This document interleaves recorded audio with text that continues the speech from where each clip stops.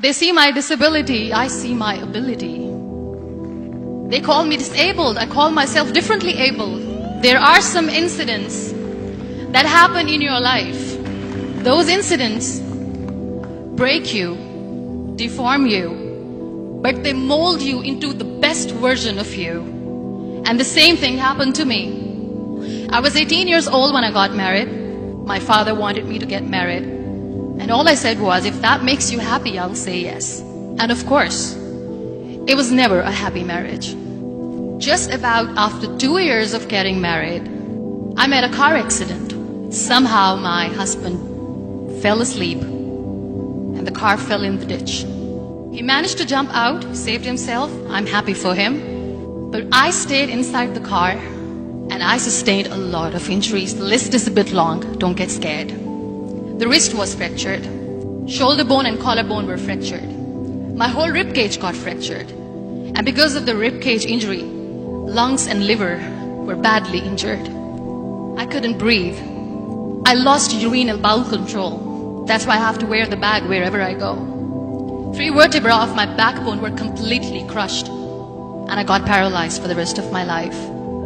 I finally ended up in a hospital where I stayed for 2.5 months. I underwent multiple surgeries. One day, doctor came to me and he said, well, I heard that you wanted to be an artist, but you ended up being a housewife. I have a bad news for you. You won't be able to paint again because your wrist and your arm are so deformed, you won't be able to hold a pen again. Next day, doctor came to me and said, your spine injury is so bad, you won't be able to walk again. Because of your spine injury and the fixation that you have in your back, you won't be able to give birth to a child again. That day, I was devastated. I asked my mother, why me? And that is where I started to question my existence. Why am I even alive? And that is where I realized that the words have the power to heal the soul. My mother said to me, this too shall pass. God has a greater plan for you. I don't know what it is, but He surely has. And in all that distress and grief, somehow or the other, those words were so magical that they kept me going. One day I asked my brothers, I know I have a deformed hand, but I'm tired of looking at these white walls in the hospital and wearing these white scrubs. I'm getting tired of this. I want to add more colors to my life. I want to do something. Bring me some colors. Bring me some small canvas. I want to paint. So the very first painting I made was on my deathbed, where I painted for the very first time. It was not just an art piece or just my passion. It was my therapy. And then I was discharged and I went back home. And I went back home and I realized that I have developed a lot of pressure ulcers on my back and on my hip bone. I was unable to sit. There were a lot of infections in my body, a lot of allergies. So doctors wanted me to lie down on the bed straight for not 6 months, for not 1 year, for 2 years. I was bedridden, confined in that one room, looking outside the window, listening to the birds chirping, and thinking maybe there will be a time when we'll be going out with the family and enjoying the nature.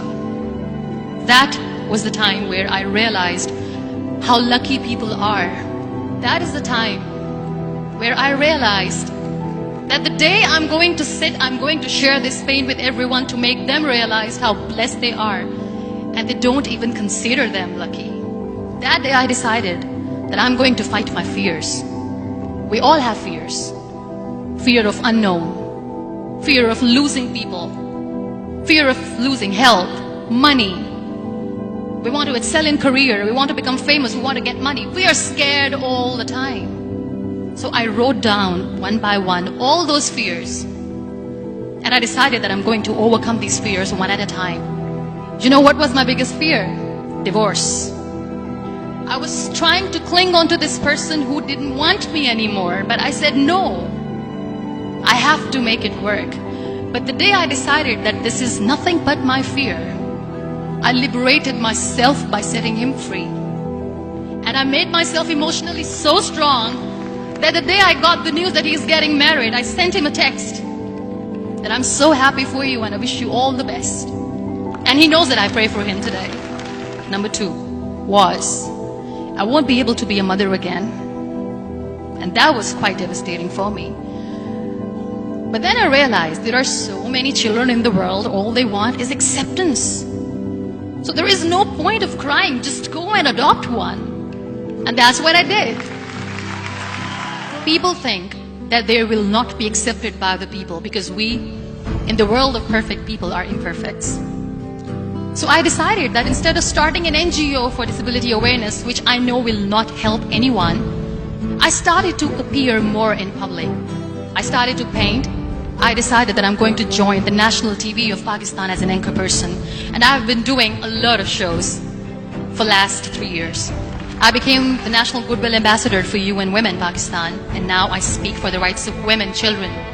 We talk about inclusion, diversity, gender equality, which is a must. Every time I go in public, I always smile.